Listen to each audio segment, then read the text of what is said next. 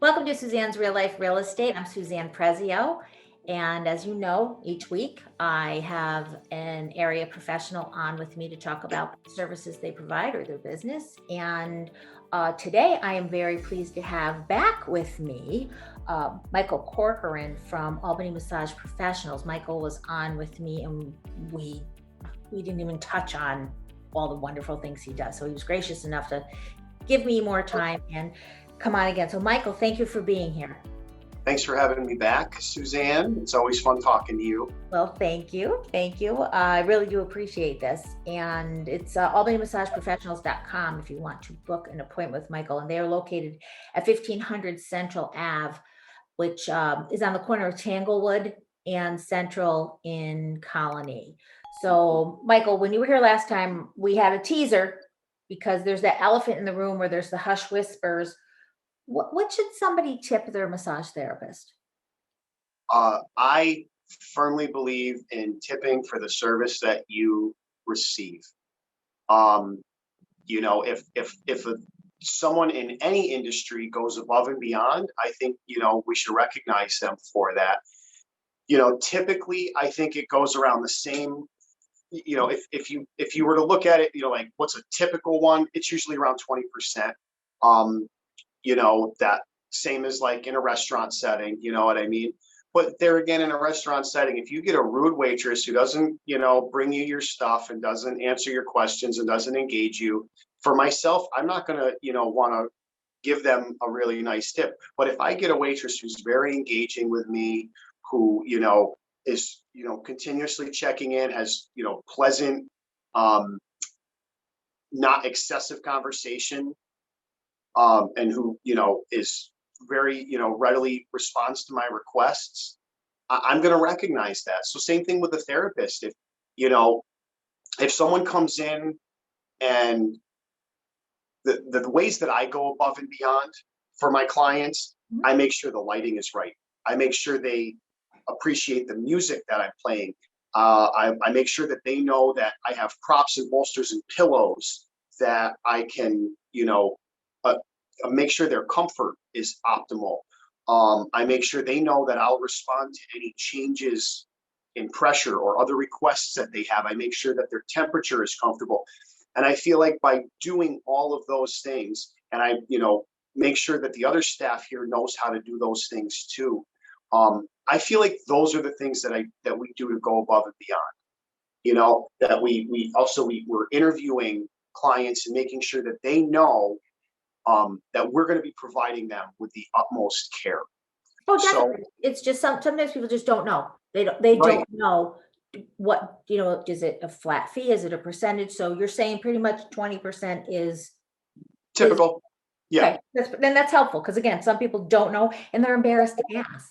Yeah, No one right. wants to say to you, so Michael, what do I tip you? And I don't ever want to fish for a tip, what I mean? Right. And that's why I'm taking the elephant out of the room. So now people know it's 20%, everybody, 20% at least. We did it on our receipts too. It has like a breakdown. It's like, well, if it was 15%, it would be this much. 20% would be this much. It's so, and I think a lot of businesses are moving toward that. And I think that is helpful too, Well, I'm too pretty for math, so it's very helpful for me. Yeah. So why do you say to me when we're done, you're like, Susie, make sure you drink water. What's that all about? Oh, that's a good question. Especially with deep tissue massage or long flowing strokes, you're moving a lot of fluid in the body and you can release toxins that are built up lactic acid and other things that have been stored in the muscle tissue that especially if you have a tight muscle that's in contraction and you've got a lot of, just metabolic waste product in that muscle. And I, as a therapist, come out and I sort of squeeze that out. I milk that out of the muscle. It's in the surrounding tissue. You want to drink the water so that you can dilute that and help your body to flush it back out rather than just have it stick around. Because it can actually cause irritation and inflammation by being in that space. So then I'm guessing my next question is there anything a person should or shouldn't do right after a massage? So something they shouldn't do, I would think, probably is consume alcohol.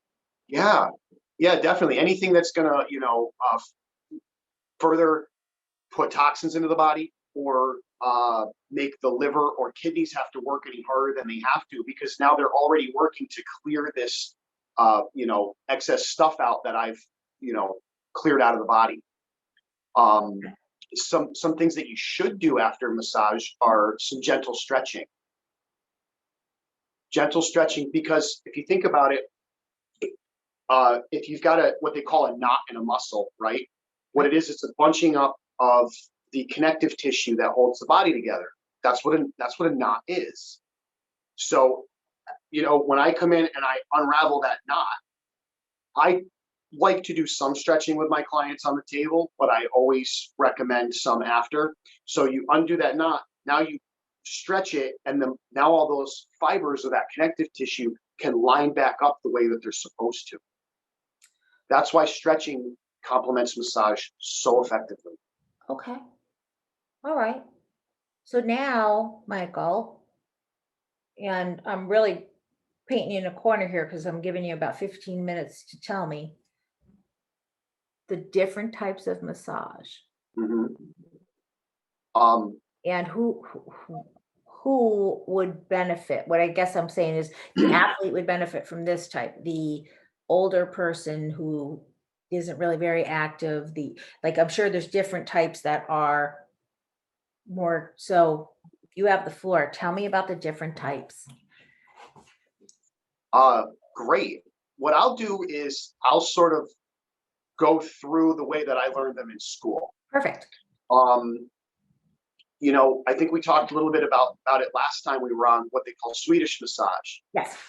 So Swedish massage is probably the most widely recognized. It's, I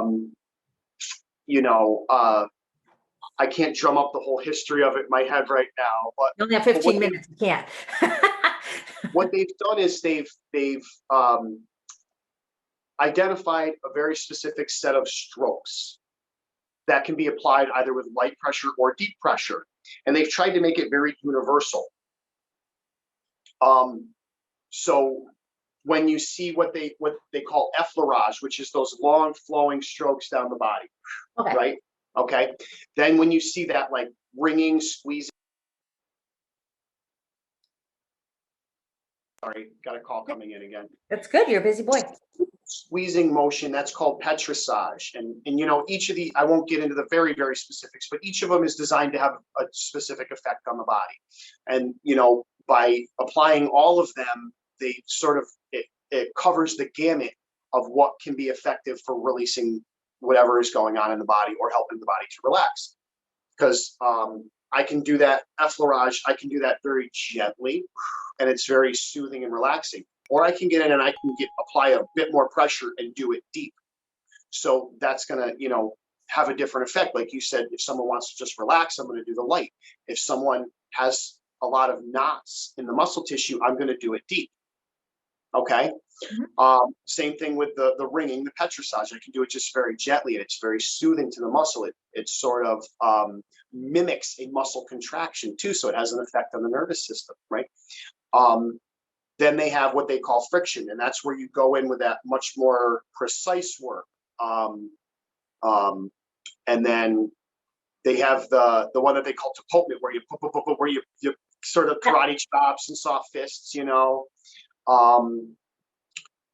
just for example. So that's what they call Swedish massage. There's a couple other strokes that go along with it, but typically if someone comes in and wants a full body relaxing massage, that's what they're going to get, is a Swedish massage. Okay. Then we offer what we call deep tissue massage. Really, it includes Swedish massage, okay, applied deeper, but then it also includes some other modalities, because certain of these modalities you only use in very specific applications. So another one is what we call, I think we talked about this last time too, NMT. It's neuromuscular therapy. There are times where I will do most of an hour of neuromuscular therapy, but I don't offer that as a service category on my menu of services. Okay. Because that's something, what I'll do is I'll include that with the deep tissue massage. All right. When I find when I'm traveling along and I'm looking, because I can't just immediately apply this neuromuscular therapy to an arbitrary place. I have to figure out what's tight first. So that's where I'll use some Swedish strokes to follow along until something presents itself. And then I'll go in with that neuromuscular therapy, that trigger point therapy, where I find a very specific muscle fiber that needs to be released. And I'll pinpoint that and I'll go in right in on that. Okay. Okay. So we've covered Swedish, we've covered NMT. Now there's another fun one called myofascial release. Oh, okay. So myo, Latin means muscle. Fascia is the connective tissue of the body. So it's a way of releasing the connective tissue of the muscles of the body. Some of it's very deep, some of it's very light. There's ways of, what we call traction of the body. So I'm actually pulling the body. So it'd be like someone taking my arm and pulling it out to the side kind of thing.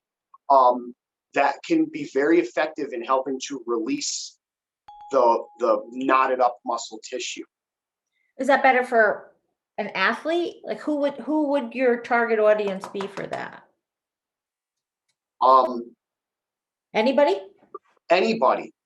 But certainly in sports massage, it's utilized because it's very good at helping muscles that are really stuck in contraction and need to be released. Okay. There's another one called it's interesting. It's called a muscle energy technique, but it's not what people think of as energy work. That one is done by what you're doing is you are almost causing a neurological hack. You're hacking the nervous system of the body by doing this technique. So what you do is, and this is an active participant technique. So what I'll do, I'll have someone actually contract their muscles. So the action is going to be bringing the hand up toward the shoulder. Okay, that's called flexion of the elbow. So what I'll do is I'll have them start to do that flexion, and I will take my hand and I will give them resistance. So they're pulling and I'm giving them resistance. And we're doing this in a very, very light manner. What that's doing is it's actually because in the nervous system, if I'm contracting a muscle this way, the muscles that do the opposite action have to relax. Does that make sense? It makes sense. Yeah, it makes a lot of sense.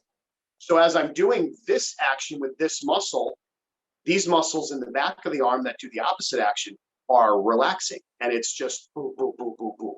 So as I'm holding that steady pressure, it's causing relax, relax, relax, relax in the opposite way. Then we'll go in the opposite direction. Boom. I'll have them bring the hand out this way, and I'll hold there, and now it's causing these muscles to relax. So that one's fun. It's like a little neurological hack. Then there's the acupressure. Can you talk about the acupressure? That's actually where I was headed. So perfect. Stop it. Stop reading my mind. Okay, go ahead. So then there's my favorite, which is Shiatsu. Shiatsu can be very akin to the term acupressure because we're using the same points. Is that where you walk on people? No, I'll get there. Okay. So acupressure works the same pressure points that an acupuncturist works. It follows very specific energy meridians of the body. And that can be done on the table very easily. But Shiatsu traditionally is done on the floor, and included with the acupressure piece of it is the stretching piece of it. So that's why I really like Shiatsu, because you work these pressure points and then you stretch the body open. And I mean, I'm doing these very big full body assisted stretches with people. I'm, doing twists. I'm doing, legs, knees up toward the chest. People come away from that feeling very invigorated. It's, it's relaxing in a sense, but it's also very uplifting. Where, if you come in and get a relaxation Swedish massage on the table, you're going to be feeling very sleepy. With Shiatsu, you're relaxed, but you're also very awake and alert. And you feel rejuvenated. There's another very similar one to Shiatsu called Thai massage. And it's probably some of the oldest body work on the planet. This was practiced by monks in temples thousands of years ago in Thailand. And it's actually very similar. I think Shiatsu drew a lot of its techniques from Thai massage, but then they also coupled it with the meridian, the very specific meridians that an acupuncturist works, because Shiatsu is a much newer practice that was developed in Japan in the 1800s. So I'm not going to limit myself. I've trained in Thai, and I'm not trained in Thailand. I'm trained in Thai massage, right, and I'm trained in Shiatsu, and I use sort of a combination. When I do my floor work, I use a combination of the two, in whatever's going to be most effective in the moment, you know? So then you asked about walking on people. Yes. You've been trying this. Similar name. It's called Shiatsu. Oh, okay. That's where I have bar here. Can I do a quick camera angle adjustment and show my bars? Sure. Yes, I'd love that.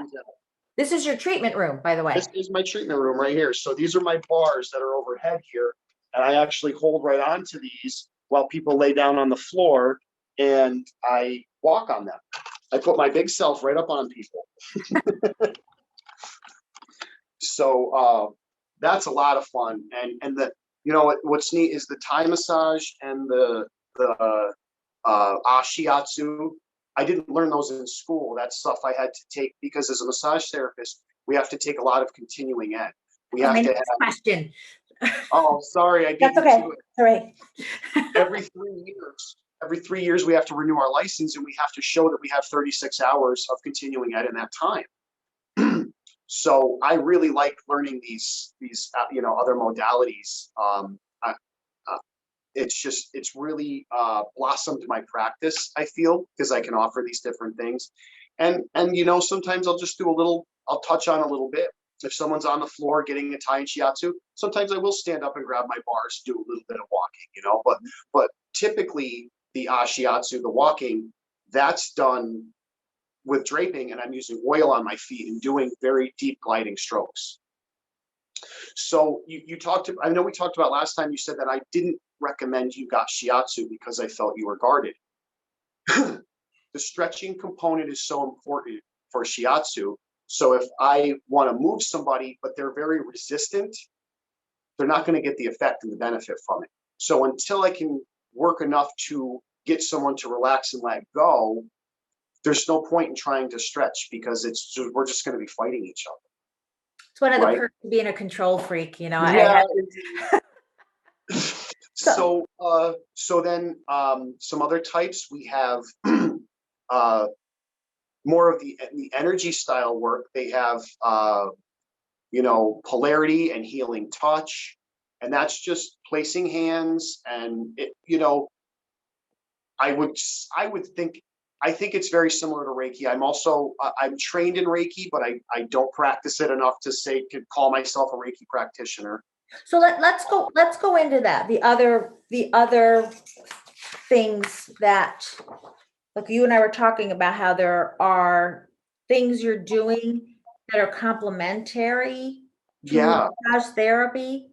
So we've got about 10 minutes to get into that. So let me hear about that. That's really interesting. So you go back to the Reiki. You're familiar with it, but it's not something that you do, not a service. It's more something I do more self Reiki for my own self-care, because if someone comes into my office and I just massage their body, I don't really feel like I've done my job. I like to educate people. I like to show people the real benefit of self-care and what that really means. Excuse me. So I draw on, yes, I study Reiki, but more what I study is traditional Chinese medicine and the philosophy behind that. So what they believed, the keys to self-care, and I subscribe to this, I can attest to that. When I'm doing these things, I feel good physically, emotionally, spiritually. I feel filled up. I feel like I am strong and capable, able to give back to those that I love and be there for those that I love and really show up for my clients, help to, just be a good example for those in my life and feel good about doing it and feel capable. So what they believed was, they called it herbs, but what they really meant was nutrition. So that's the first piece of it. And I do coach my clients on this. I say, if you're eating foods that are inflammatory to your body, you're going to be causing yourself pain that no amount of massage is going to really help. It might feel good in the moment, but it's not going to make anything better for you. Right. So I want people to feel better. I don't want people to have to rely on coming to see me. I want them to want to come and see me. So that's the first piece of it. There was, who was it? Hippocrates, Greek philosopher. He said, let food be thy medicine, right? Right. And medicine be thy food. So when you're, putting the right things in your body can operate optimally. Mm-hmm. Okay. So then they also believed that massage was another important piece of it. So whatever that massage is, and again, I feel, one of the most important pieces of massage is bringing the body's awareness to, you go see an experienced practitioner who can really hone in and help you recognize where those areas of imbalance are in your body. Then the next piece of it is a mindful movement practice, whether that's working out, whether it's yoga, tai chi, qigong, martial arts, whatever that means for you. Once you've gone to see so you're eating the right things, your body can operate optimally. You've gone to see your experienced practitioner who helps you to recognize the imbalance in your body. Now you take that out and you go take an active role in applying that to your own life. So okay, so for example, I'll give this one, is probably the most popular right now. What I recognize in 99 out of 100 clients is that they're tight in the pec and the front of the shoulders. And it's because, as a Western culture, we work so hard, we do chores so much, we're on our computers so much, everything we do is in front of us. So it draws this forward, our hands are always forward. So what happens, this is tight, this comes forward, this gets pulled on and stretched. Well, where do people experience their pain? Where do you experience most of your tension, Susan? I think I would say across my upper back. Right. And it's not because the upper back is overworked. It's because it's pulled on so much by a big, strong muscle in the front. But so when people come and see, when people come to see me, I help them recognize that. Then I tell them what is going to give you the most benefit is by stretching this. And I'll show them a few stretches to do. One that I really like is you take a belt and you hold it in your hands and you go up overhead and you kind of stretch this out, because I feel like we don't get enough stretching up overhead. I'm constantly doing this in between my clients. I'll be standing at the market going like this, right in line. I'm stretching this up and overhead because we got to stretch this out to take the tension off of the back and the neck.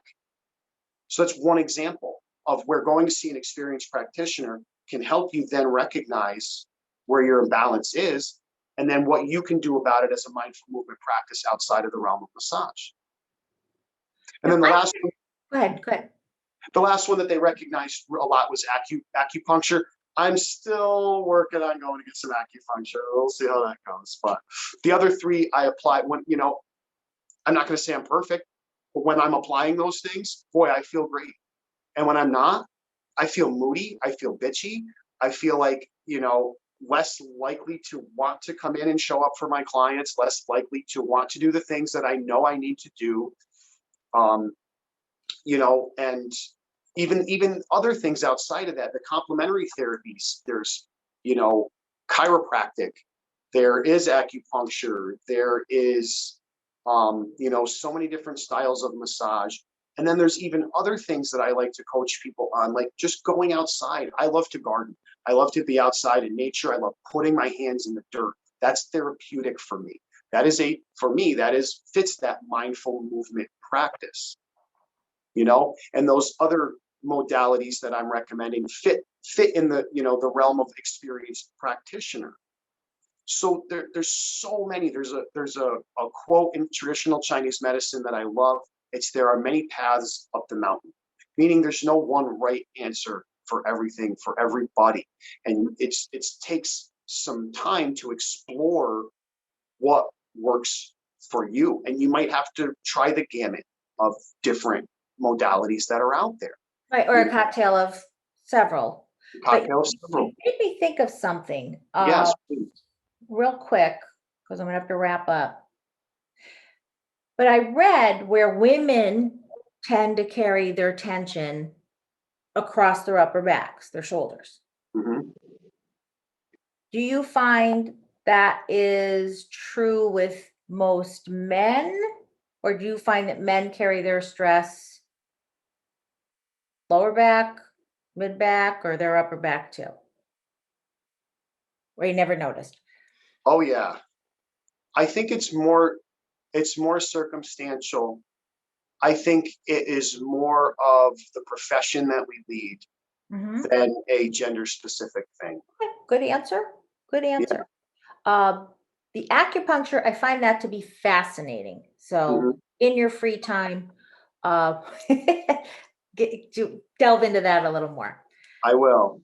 We are. I just want to say this really quick too, Yeah, sure. Susie. We are in the process of putting together some really great educational content around, you know, some of the stuff we talked about. Like, we don't know, like, what do you tip a therapist? What do you wear? So, like, we're coaching clients on what to ask for when they come and get a massage. We're coaching the therapists on how to coach the clients. Mhm. We are also putting out different self-care techniques that people can do on their own outside of the realm of massage. We're partnering, like you invited me on your talk here. We've been doing some partnering with some other practitioners. Like, I have a really great chiropractor that we work with, and we send clients back and forth just because we believe in each other's work so much, Yes. Yeah. So we're kind of trying to build this network too, and to be able to, really have the whole cocktail, like you said, and just be able to have it all in our network And that's going to be on your website, that already. information. So, Yeah. The all right. links will be on our website, YouTube page, social media, that kind of stuff. So if anyone out there wants to subscribe to our social media, we'd be really grateful. It'll help us get the word out there because we're really, have this mission to really want to help people. And that's on Facebook? Yes. Okay. Facebook and Instagram is probably the ones that we're doing a lot with. Albany Massage Professionals, Michael Corcoran. And don't forget to subscribe to my YouTube channel, Suzanne Prezio, and 518-577-6571 if you have any questions or want to get in touch with Michael and can't remember the website. Michael, before I let you go, and thank you so much, tell me one thing that people would be surprised to know about you. I play the didgeridoo. You play what? It's called the didgeridoo. It is the Aborigine Australian instrument. It's like a long wooden tube, and it kind of has a noise like it's one of the oldest instruments on the planet, actually. And it's just basically it's a hollow wooden tube, and you use your mouth to make different sounds come out of it as you blow through it. You're fascinating. How does one stumble across this thing I never heard of? Oh, I used to go to a lot of music festivals, and I just met a guy who was playing one, and I said, that sound just resonates my whole being. I have to learn how to play this. So he gave me a quick lesson, and he's like, wow, you actually picked this up really quick. So then I had to get them, and I started collecting them, and I really enjoy it because when I play it, it's very meditative for me to play it. Michael, thank you again. The energy that you project, if you want a wonderful massage therapist, I've put him at your feet. So go on the website, schedule an appointment with Michael. You will not be sorry. And the mood, the energy, the openness, this is what you always are, 100%. So thank you so much. I know you're so busy, and I really appreciate you being with me today. Thank you so much, Susie. That warmed my heart, what you just said to me, and like, it really warmed my whole being. So it was a pleasure being here with you. We can do it anytime you want. Thank you so much. I'll see you soon. Bye-bye. Bye.